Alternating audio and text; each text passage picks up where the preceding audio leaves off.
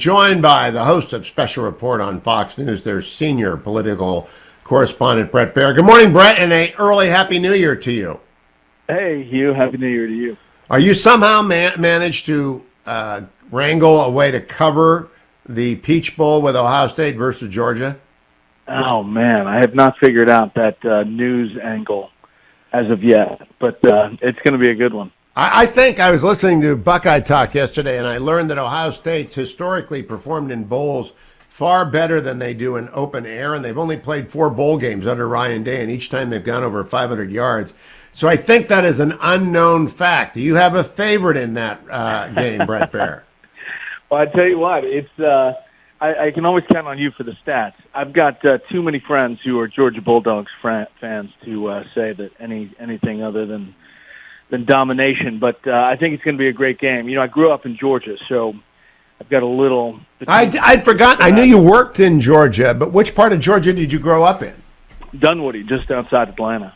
So that doesn't make you a blinded here. You went to DuPont. You're not a Bulldog, though. Are you rooting for the Bulldogs, really? I might have to give a little root to the Bulldogs, yeah, just for the hometown.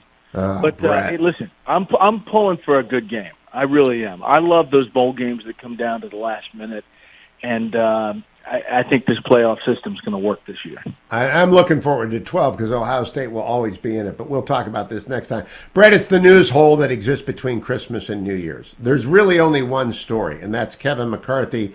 Does he get over the top on January 3rd? What's your reporting tell you about whether or not he's going to do that on January 3rd, Bret Baier? I think it's doubtful that he has the numbers as of yet.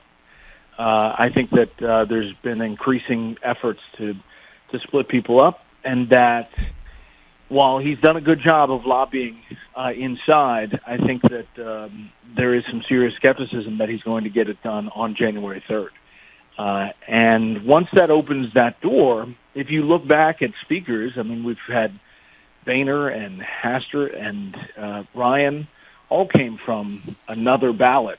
We're not the original guy. So I think it's still possible that he gets it, but right now, looking at the head count, I think it's in doubt. If you had to summarize for a Martian what the Knucklehead Caucus is organized around, that's Matt Gaetz, Matt Rosendale, Andy Biggs, and 2 people I can't remember. There are 5 of them. The Knucklehead Caucus, that's my name for them. What would you say is their driving issue, if they have one?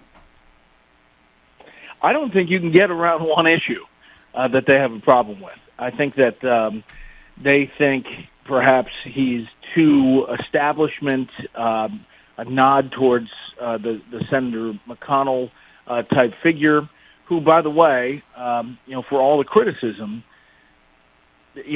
got a lot of judges through under President Trump, negotiated a lot of legislation through a sticky, situation with numbers as far as votes. So I'm guessing that it is tied more to the establishment name than it is anything else. I like to remind people, Bret Baier, that if they applaud Dobbs, if they're a pro-lifer, thank Mitch McConnell. Because Mitch McConnell saved the Constitution when he led the caucus to leave open the Scalia seat. He led the caucus to leaving open the Scalia seat, which I think elected Donald Trump, those judges.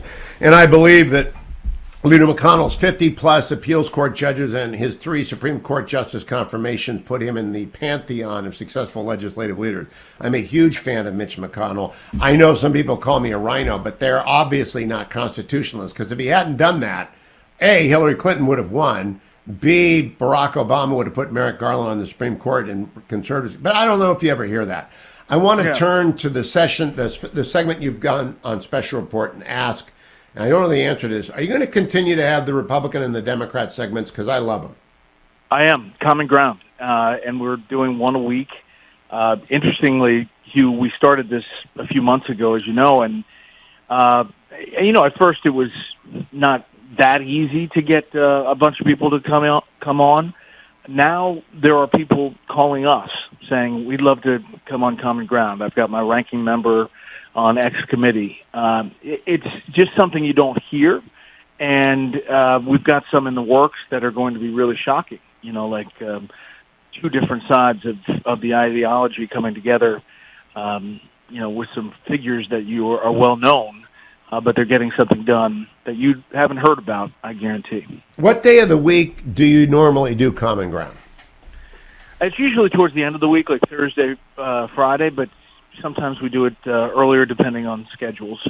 And, we've had a lot of good luck getting lawmakers, but we're going to expand it to CEOs that come from a different perspective. Or, I'm going to have a live player and a PGA player. And, different stuff, common ground on different fronts.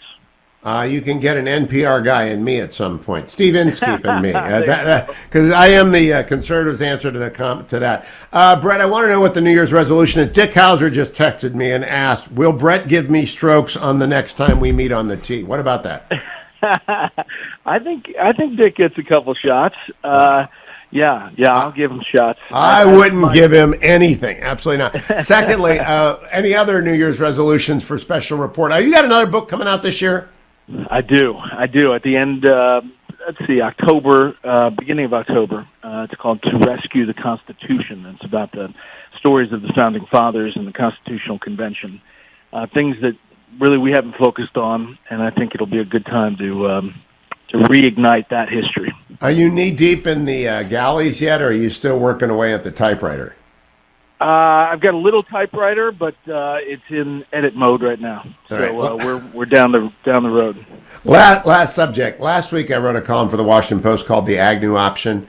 I have never had 580,000 views of one column. And so that's one, and it's about saying, maybe Donald Trump would take a civil deal like Agnew took a NOLO and go away to get rid of the New York Attorney General, the Manhattan District Attorney, the Fulton County District Attorney, and Jack Smith, the special prosecutor. They all bundled it up, and they had a civil settlement, and everything went away. Maybe he would agree to withdraw from 2024. And I mean, 580,000 page views is astonishing. The comments all hated the idea, but the callers all hated the idea for different reasons. Do you think that's even remotely possible, Bret Baier? I think it's going to be tough to get all of the legal side to agree to all of that. I do think that there's something attractive to even Trump supporters who've lost some of the luster, who believe that in the policies, but don't think that the standard bearer meets the moment. And I think that more and more as I go around the country, that's what I hear from even the staunchest Trump supporters. So I think your 580,000 views is more about finding a solution because Republicans are worried that it goes down to a electoral cul-de-sac with Donald Trump as the candidate. There's obviously a good population, 30%, that think he's the end-all, be-all, but I think it's diminishing as time goes on. Right in front of us, this is where I want to end. The next election may well be decided in the next 3 weeks in Southern California. When the Republican National Committee meets, they're going to announce not only Ronna McDaniel's reelection, but also the rules governing debates and the schedule. Ronna hinted that the first debate will be in Milwaukee, probably in July or August. I think that's too late, and that they're going to have new rules on who can host, who can moderate. That will all be out there. And I've been arguing to people that will tell us who the nominee is. People will be able to figure out who's going to be on the stage, what the rules are. How important is the decision sets going to be? Because I think the debates are everything, Bret Baier. What do you think? I agree. And I think, the debates arguably shot Donald Trump forward in 2016. And I think that how it's structured, when it's structured, I agree with you. Earlier rather than later is better, both for the primary debates and the general election debates. And we still haven't really talked about the general election structure as of yet. But I do think that they are very important, and that's really where push comes to shove, policy-wise. If you come out here to cover the RNC, let me know. We'll get you around on Shady Canyon and at Big Canyon and the other courses out here in Southern California. It will not be me. I've given up the game, but I've got friends who still play a marginally decent game, and if you give them as many strokes, we'll get you on the golf course as well. Bret Baier, Happy New Year to you. Go Bucks, and I know that you are now compromised on Bullard. Happy New Year. Thank you, Bret.